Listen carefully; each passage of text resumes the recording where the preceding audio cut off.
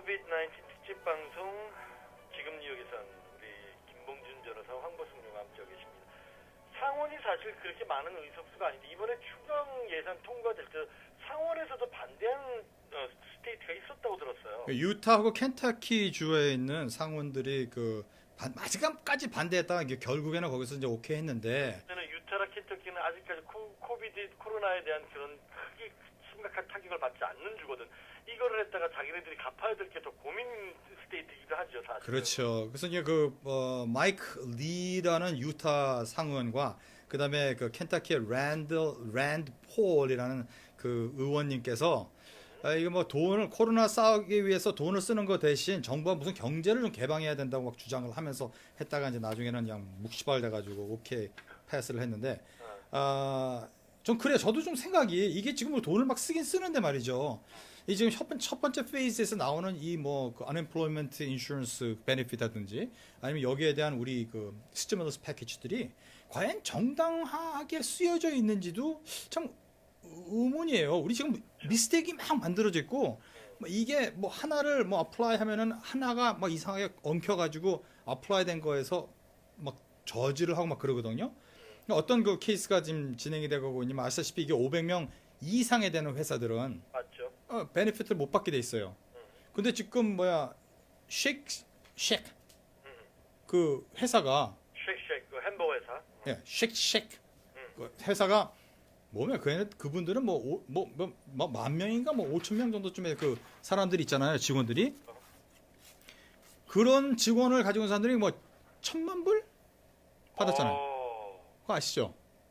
1,000,000불 받아가지고 이거 좀 아니지 않느냐 해가지고 막 그 반항을 했더니만 옵젝션을 내가지고 지금 그럼 다시 우리가 돌려드리겠다 해서 다시 돌려준다라고는 알고 있어요. 근데 각 프랜차이즈마다 사실은 500명이 안 되니까 각 프랜차이즈마다 따로따로 해가지고 토탈한 게 $10,000니까 이 미국이요 IRS가 그렇게 만만한 것이 아니라서 지금은 어쨌든 뭐 급하니까 줬을 겁니다. 평생 쫓아갑니다. 벌금까지 붙어서 여러분. 요즘 괜히 서류 조작하거나 굳이 그러실 필요는 없습니다. 진짜로. 그래서 그런 면에서는 좀 약간 그 시스템 자체가 너무 합법적으로 쉑쉑도 어플라이를 한 거예요. 네, 맞죠. 그냥 그게 뭔가 합법적이면서도 좀 이상하게 러지컬하지 않은 그런 현상이 일어나고 그다음에 그 지금 여러분도 아시겠지만 unemployment benefit라는 것이 일을 안 하면 어떻게 보면은 어떤 숫자를 어떻게 계산하느냐에 따라서 일을 안 함으로써 돈을 더 받아. 그렇죠. 그렇죠.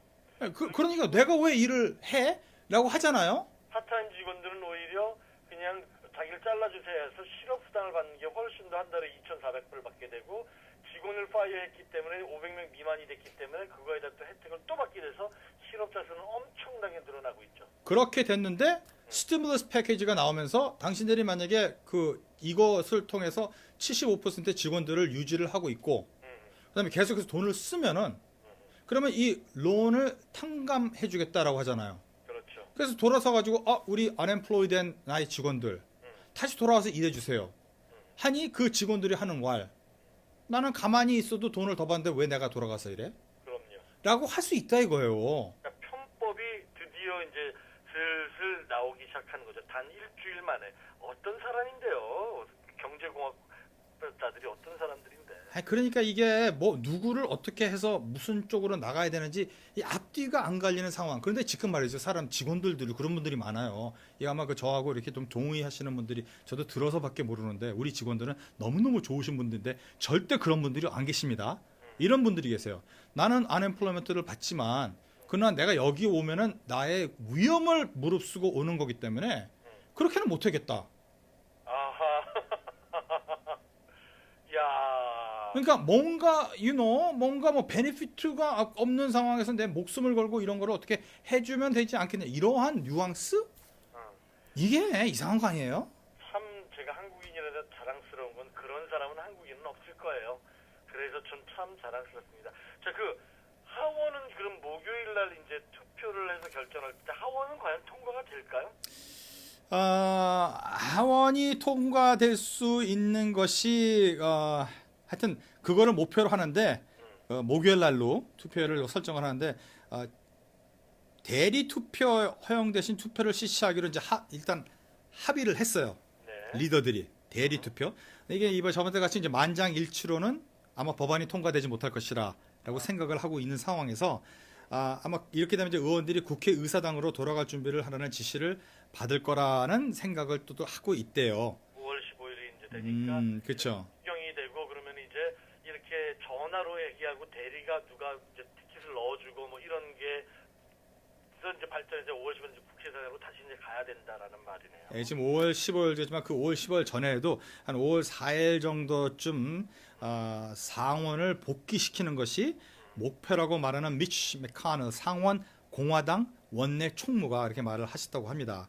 근데 이게 지금 현재 다 제너럴리 돈이 모자라 가지고 더 풀어야 된다고는 다들 생각하시는 것 같은데 민주당과 공화당에서 아까 이제 말씀하신 대로 정치 계략이 소위 계략이라 정치 아이디올로지가 조금 다른 것 같아요. 이거를 통해서 어떻게 무엇을 그렇죠. 하려고. 그러니까 이게 지금 될지 안 될지는 100%는 아니고 이제 2 트릴리언 달러를 이제 할 때는 뭐 그랬는데 이제 막상 추경을 해서 나중에 갚아야 되고 스테이트마다 이제 자기의 이익을 따져야 되는 상황이 되니까 이제 사실은 미국도 3분의 2가 통과 한 216명이 정족수가 돼야 통과가 되는 법안인데 과연 어쨌든 통과는 될 거예요. 하지만 자기의 텃밭, 자기의 투표밭에서 과연 나를 얼마나 지지해 줄 것인가에서 또 많은 영향을 미칠 것 같고요. 어쨌든 통과는 될 걸로 예상이 되고요. 그러면 이러는 와중에 우리의 미스터 프레지던트께서 이민 정책을 들고 나왔습니다. 진짜 참 화도 나고 어찌해야 될지 모르겠고 이민 정책을 들고 나왔어요. 예, 우리 뭐 도널드 트럼프 대통령 항상 CNN과 모든 미디어를 부티나게 하시는 분 아니십니까? 이분이 없으면은 뭐 뉴스가 한 80%는 없어질 거예요. 맞아요. 예, 이게 뭐 요새 이민 정책이라는 게 뭐 이민자들에 대한 마이너스를 더 이제 하겠다. 일단 앞으로 결론적으로 그거지 않습니까? 앞으로 이 미국에서 들어오는 영주권자에 대한 모든 것들을 보류를 하겠다. 영주권 발급을 외국에서 들어오는 사람을 여행자 외에는 받지 않고 그 다음에 심지어는 에일리언 영주권을 갖고 있는 사람도 또는 시민권을 갖고 있는 사람도 불법을 저지를 수 있는 추방을 시켜서 오히려 외국인들을 줄여나가겠다라는 이런 말도 안 되는 정책을 지금 들고 나왔어요. 그러면서 이 사람이 하는 말이 60일 동안 우리 영주권 발행 안 해. 이거는 뭐 미국이 유나이티드 스테이트라는 것 자체를 모르지는 않을 텐데 이거는 이제부터는 점점 추경 예산안부터 점점 11월 달 대권으로 접어들고 있습니다. 물론 지난 2월 달에 이걸로 해서 코로나로 해서 유야무야 탄핵도 넘기고 나서 보니까 이제 겁나는 게 없어진 분이에요. 오늘 아침 저는 CNN 뉴스 보고 깜짝 놀랐습니다. 트럼프 호텔이요. 트럼프 빌딩이 트럼프 정부에게 자기네 세금을 조금 감면해달라고 진정서를 내서 그거를 사인을 하려고 했다고 합니다. 당연히 트럼프는 그렇게 하고도 남을 인간 대통령이지. 뭘 그걸 깜짝 놀라고 야단이세요? 웃기게. 진짜. 미국 노동인구의 17% 외국에서 태어난 노동자들인데 정리 좀 해주세요. 요거를 정리하기 전에 네. 제가 요거 하나 재밌는 스토리를 하나 말씀드리겠습니다. 네. 옛날에도 이런 일이 있었습니다. 뭐 이런 이 외국인들 다른 우리 이제 예를 들어서 우리 한국에서 있었다면 이제 한국에서 인도네시아 뭐 다른 나라에서 오시는 이 외국 노동자들 아니면 외국 사람들 그런 사람들을 대항하러 이런 사람들이 우리 미국에 오면 아니 이 사람들 우리나라에 오면은 문제가 된다 해가지고 그쪽 편 사람들한테 못 오게 하고 여러 가지 정책이 발달했던 때가 있었어요. 네. 그때가 어떤 때였냐면은 여러분도 아시겠지만 독일에서 히틀러가 유태인들을 향하여 했던 정책이 그런 정책이었습니다. 그러니까 이 정책에는 유태인들 때문에 그때 독일이 굉장히 심각한 경제 상황이었거든요. 리세션이었지 않습니까? 그래서 히틀러는 사실 마이너리티 파티의 리더였었어요.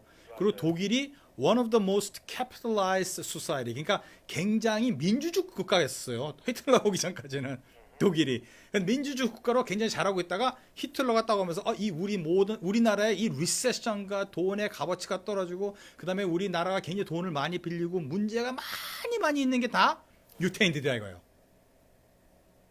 그때 돌려가지고 유태인의 학대가 시작한 거 아닙니까? 사실 결론적으로.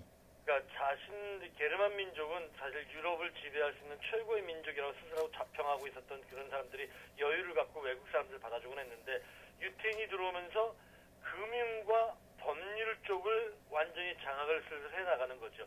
이러자 우리의 정체성을 찾아야 되겠는데 게르만은 모입시다라고 해서 이제 드디어 나치즘이 시작하는, 그리고 일본에서는 그 무렵에 지진이 일어나서 이게 모두 다 이 조선인들 때문에 생긴 지진이다라고 해서 조선인들에게 탄핵을 가했던, 미국 경제가 심해지자 이게 다 에얼리언들 때문에 외국에서 들어온 외국 사람들이 우리 순수 미국 청교도 백인들의 잡을 뺏어서 우리 미국 사람들이 이렇게 힘든 거기 때문에 이게 지금 100년 전 스토리를 지금 꺼내 들고 와서 이게 과연 선거에 먹힐 거라고 생각을 하고 하는 걸까요? 글쎄 말입니다. 지금 선거도 선거지만 이게 참 위험한 게 말입니다. 이렇게 되면은 진짜 인종차별이라고 말을 안 할 수 없는 그런 시스템이 이루어지게 되고요.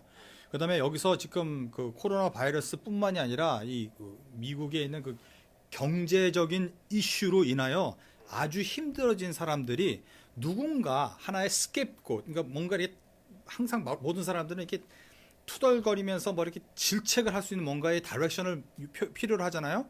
이게 이민자 쪽으로 갈 수 있는 그런 상황이 이루어질 수 있어요. 그거를 지금 어떻게 보면 트럼프 대통령이 시작을 하는 것이 아닌가. 미국 노동 인구의 17%는 외국에서 태어난 노동자들이에요. 근데 Migration Policy Institute라는 곳에서 이제 분석에 따르면 바이러스와 싸우고 국가를 부유하고 유지하는데 핵심적인 많은 부분을 이민자들이 하고 있다는 거예요.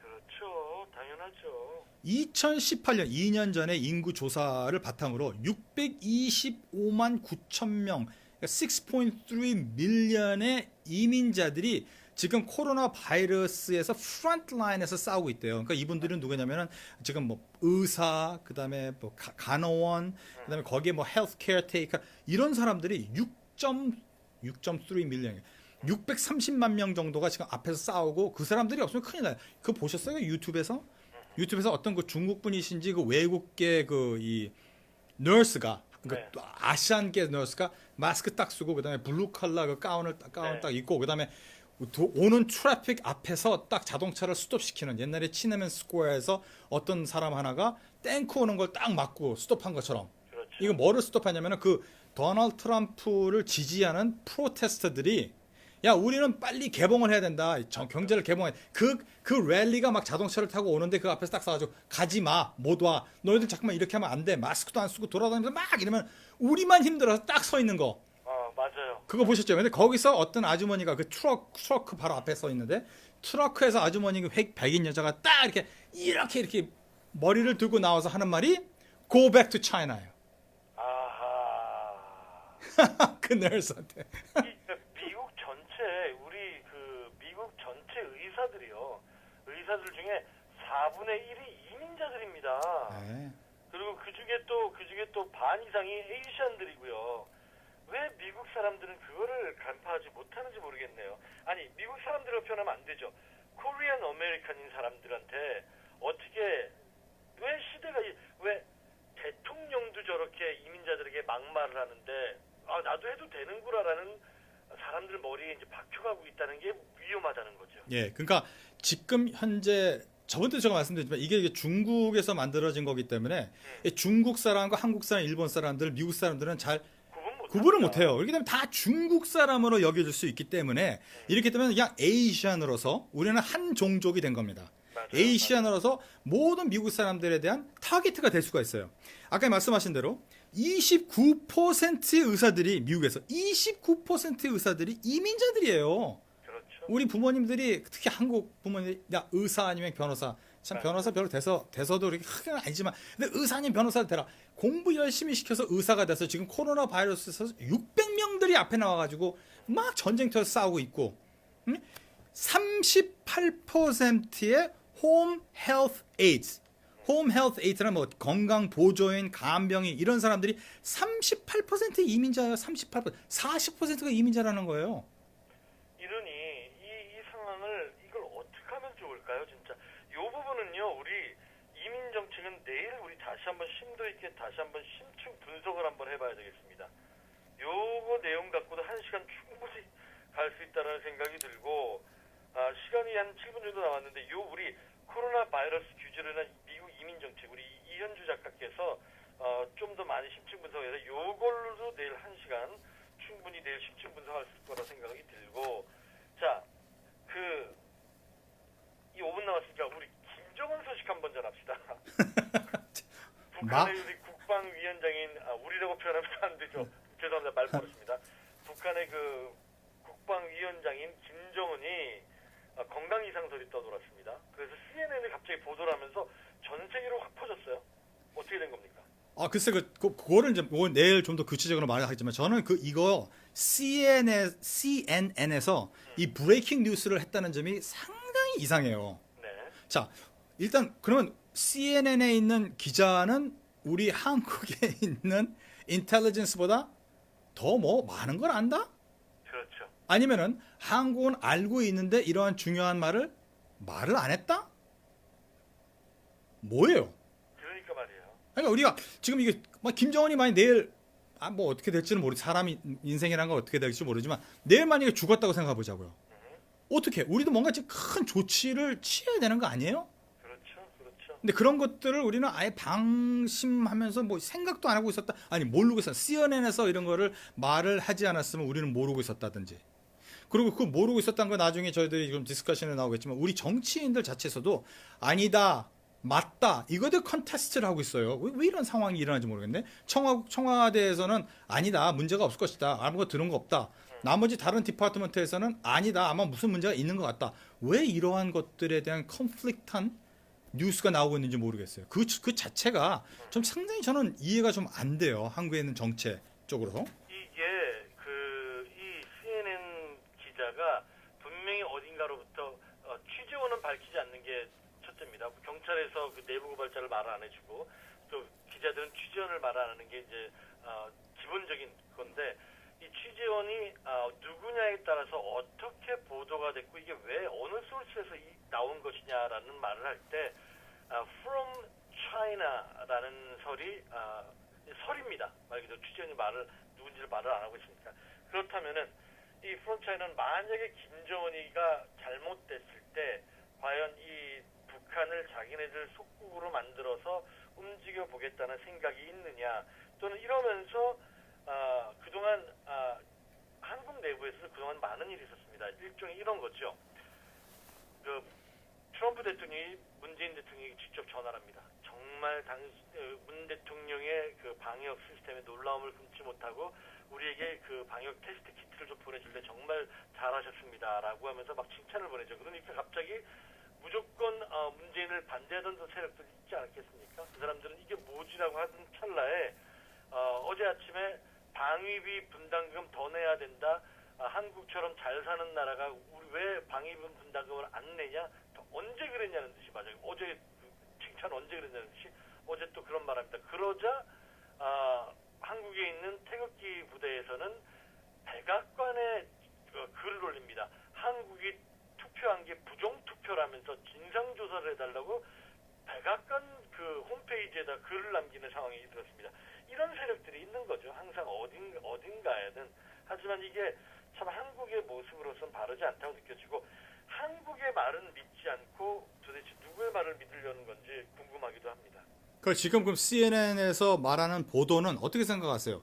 CNN 보도가 지금 맞는 거라고? 이게 지금 북한에서 이제 망명한 사람들이 만든 데일리 NK라는 그런 것 익명의 건데 거기서 이제 당연히 익명 제보자에 의해서 이제 보도가 됐다고 하면서 CNN이 그거를 이제 브레이킹 뉴스로 나왔는데 CNN이 그 정도쯤은 이거 엄청나게 중요한 거니까 그거에 대해서 어느 정도 이 베리피케이션은 했었을 거라고 저는 알고 있는데 김정은이 와병설은 있었습니다. 김정은의 와병설이 지난 2월 3월부터 계속 있었고 병원에 가서 치료를 받는다.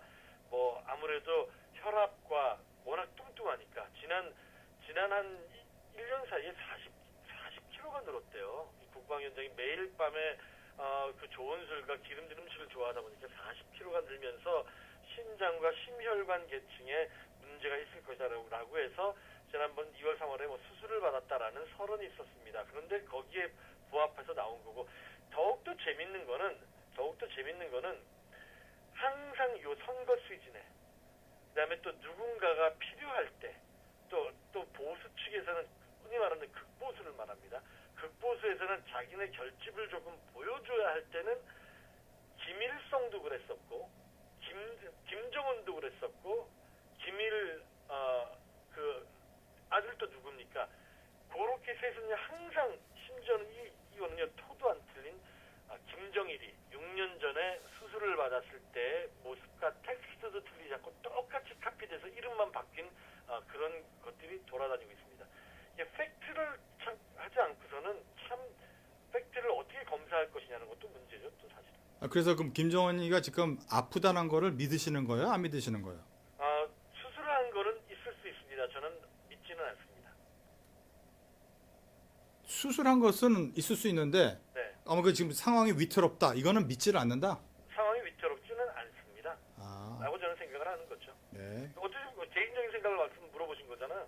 그렇죠. 방송사의 공식 놀면 김앤배 우리 러펌의 공식 그 대변은 아닌 거잖아요. 그렇죠? 근데 그 북한에서 가장 중요한 명절 태양절, 그 김일성이 탄생한 날 이런 것에서는 한 번도 미싱한 적이 없었는데 그렇죠. 이번에 유태히 그 김정은이가 미싱했다라는 거.